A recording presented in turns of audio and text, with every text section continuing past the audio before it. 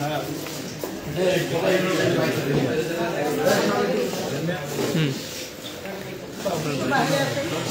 ভিতরে যারা দেখা হয়েছে এরা বেরোন।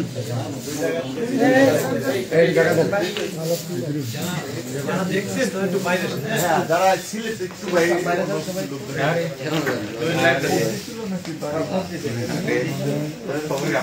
কালকে কাজ দিচ্ছে না সকালে ফোন দিতে